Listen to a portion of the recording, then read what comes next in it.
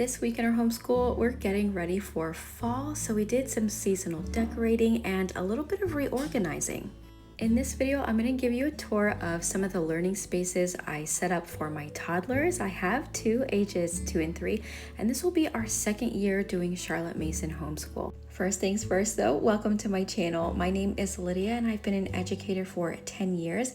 And on this channel, I make videos about early learning and lifestyle, being a mother to toddlers, and everything in between. So if this is content that resonates with you, I encourage you to subscribe and join our community of mothers to young children who are in the middle of homeschooling. And if you don't know where to start, but this is something you're interested in, leave me a comment and ask me anything about homeschooling your toddlers. So what I'm showing you right now is the organization system I created for not only my homeschool supplies, but our art supplies, crafts, even toys and electronics. I found this bureau set or bedroom set of drawers just sitting outside on the sidewalk waiting to be taken out for the trash, and I knew it was exactly what I needed. Up until this point, I had several things in open baskets that were accessible to the kids, and then everything else I had in plastic utility drawers in the closet, and that worked for a while. Like, I implemented that last year when they were like 1 and 2, but now that they're older, they're able to open the closet and open the drawers and just take everything out. Just dumping baskets, it was too much. It was too much. My house was becoming a hurricane, a tornado scene. It also became really inconvenient to have to constantly go into another room and go into that closet and get the thing out that they wanted to play with or that I wanted to work with them on, and then bring it out and bring it back and bring it out and bring it back. Like, most of our time is spent in the living room. So having this set of drawers, I set it up in the living room, and I brought all the toys and all the homeschool supplies and all the arts and crafts, and I put them right here. Very accessible, very convenient. It also adds a little extra charm to the space. I do still have some open concept shelves, so here on our entertainment center you'll find a few musical instruments and larger motor-based items, and then also Legos. This Lego set is now the only accessible loose parts toy. Everything else, all the little cars, the little puzzles, play food baskets, the doctor bag, everything else is put away in these drawers. Not accessible to them, but it's easily accessible to me. And this has honestly changed my life. I've had this system for 2 weeks and I can finally breathe. I feel like my living room is at peace. If the kids need or want something, I can get it out at a moment's notice. I don't have to make a hero's journey all the way to another room and in the closet.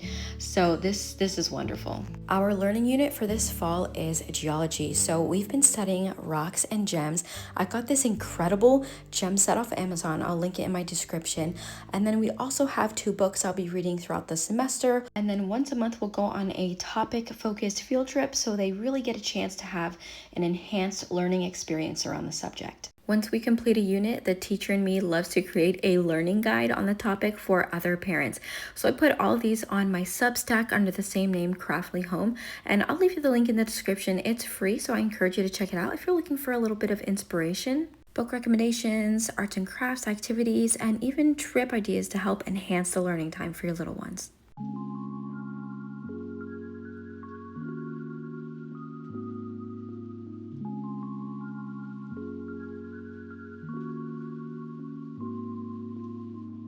When it comes to structuring our days, I have a lot less energy in the mornings, so I really like to take those first few hours at a leisurely pace.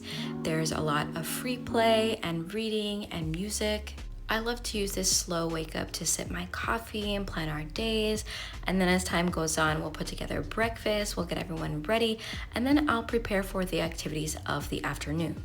After lunch today, we are headed to the museum. So my first choice was going to be the Perot in Dallas because they have an incredible floor dedicated to geology. They have these huge rocks and gemstones and geodes, perfect for the unit that we're studying. But unfortunately, they were closed for the next few days for a yearly cleaning. So we switched plans and we ended up going to Fort Worth. It honestly ended up being a blessing in disguise because I was running a little bit behind schedule, and that mixed with the traffic from Dallas could have turned this into a really long day. It worked out just fine in the end though, because since we were a shorter distance away from home, it put us right back on schedule, which was really nice. And there were several opportunities where we could explore our interests in geology here at the Fort Worth Museum as well. We were able to see dinosaur fossils, even dig for them in the sandpit, and then also see a native gem from Texas.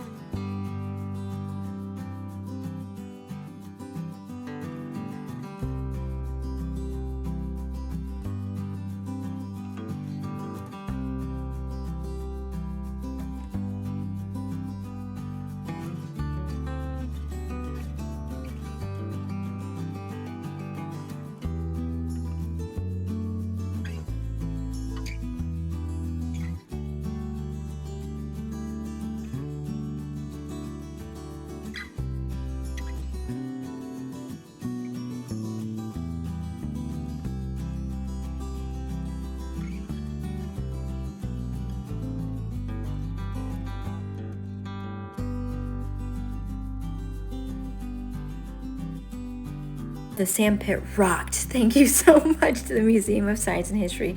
We won't take our experiences for granted. I'm sorry. It's not my fault. I just really enjoy these jokes. See you next one.